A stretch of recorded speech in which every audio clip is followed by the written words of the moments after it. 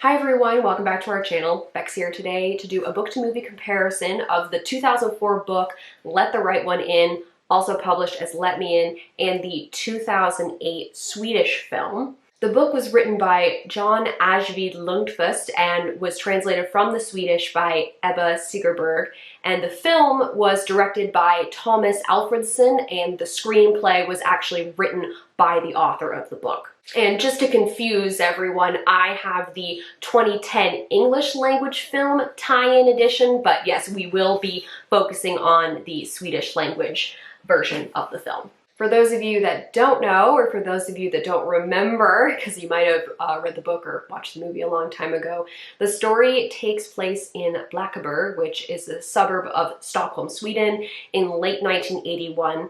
It follows a number of characters, but our main protagonist is 12-year-old Oscar, and he is someone who is viciously bullied. He doesn't have any real friends, and he also has a bit of a darker streak to him. He likes to go through the newspapers and cut out stories about people being murdered, explosions, just bad things happening to human beings, and keeping them in this journal. One night when Oscar is hanging out at the playground in his apartment complex, he meets a girl named Ellie, and Ellie seems a bit odd. She isn't bothered by the cold.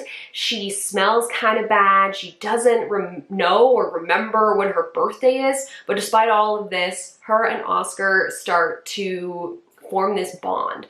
And although the book is definitely a horror story, and that's sort of the initial thing that most people get from it, that's certainly what I thought of going into it, it is also very much a coming-of-age story with a bit of romance because of Ellie and Oscar's bond, their relationship growing throughout the book. And then around them we have this other cast of characters that we follow, and their storylines really add in that horror element and build on it. The book I gave 3.5 out of 5 stars. I didn't love it, but I thought it did some things really well. First thing it was really good at doing was building tension, building this feeling of dread throughout the entire thing. There's a couple different things that do this. First of all, you're wondering, like, what is Ellie? What's up with her? There's also the tension in the community because people are being murdered and people don't know who the killer is, so there's that tension building there.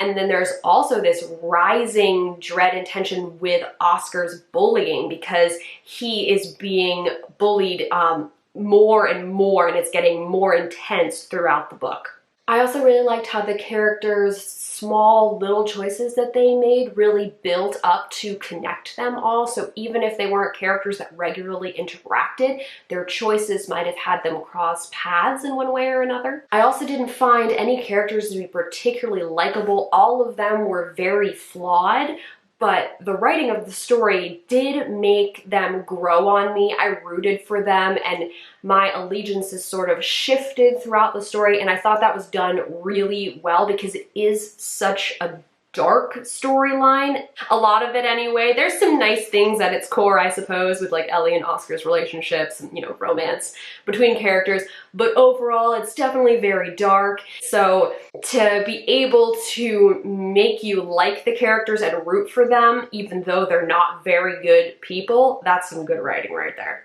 Now, if we take what I read in the book and sort of pivot it to the film, how did the film do, taking those things that I really enjoyed and presenting them to us in that format? Generally, I found the film to be a very watered down version of everything that took place in the book. That tension and dread that built throughout in the book just really didn't happen in the movie, or at least it didn't translate in the same way. The film did a pretty fair job building Oscar and Ellie's relationship, and they did have scenes that were taken directly from the book, but I didn't find their characters and their relationship as likable as I did in the actual source material. And unfortunately, those connections that I really liked that built between all the different characters, those just were really lacking. The book is almost 500 pages, and I know that when you're trying to adapt a book that long into a film that is approximately 2 hours, things are gonna get cut, changes are gonna have to be made, but unfortunately I think the movie suffered too much from that.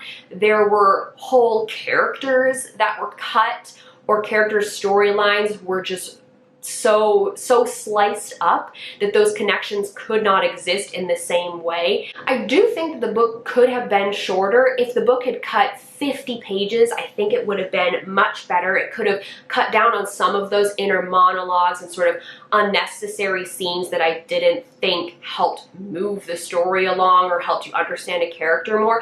But even then, you still would have had what really mattered at the core of the book in those 420 pages or so that it would have been.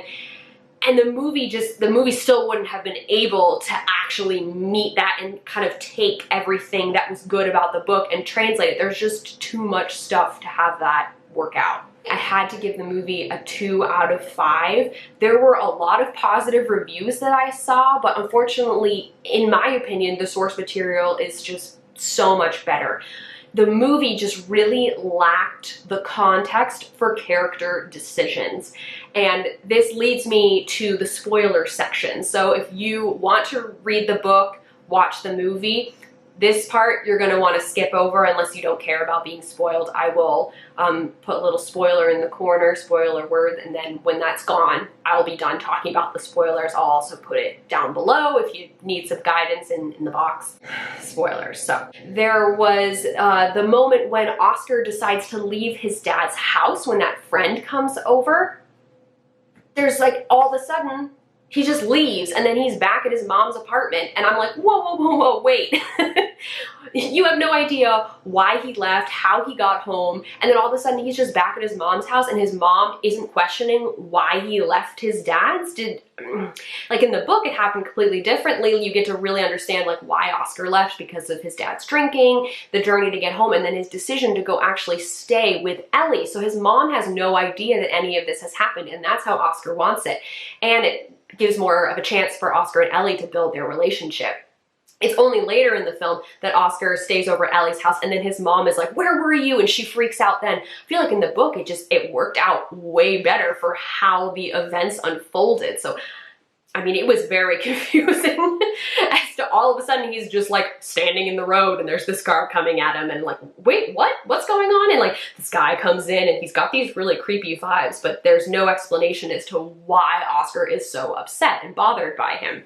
Speaking of creepy guys, I'm really glad they cut the pedophilia. I was wondering if they were gonna do anything with that, hint at it in any way. I mean, there was some pretty dark stuff in the book, and I'm really glad that they just cut that from the film. Because they cut the pedophilia, which overall I'm very happy about, there was no context for why Hokyan, I think that's how you pronounce his name, was with Ellie. There's no understanding for why he was with her in the first place. That relationship that existed there, that partnership, that didn't quite work out. And of course they had to cut a ton of his storyline, and like they had him falling out the window but he never came back from the dead to be whatever he was.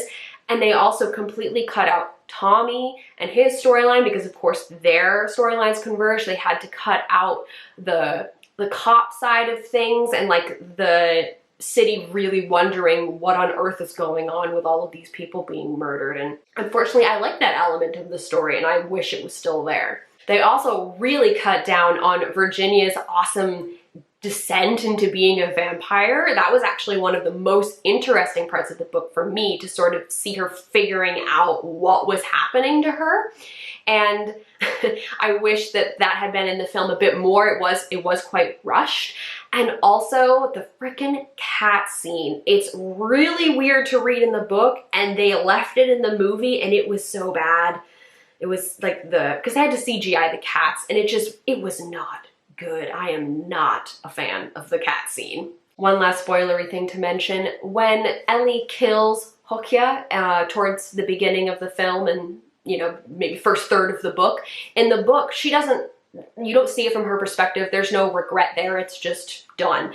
In the movie, they sort of had her get emotional, almost look like she was crying, like she was regretting having to do it and being what she is.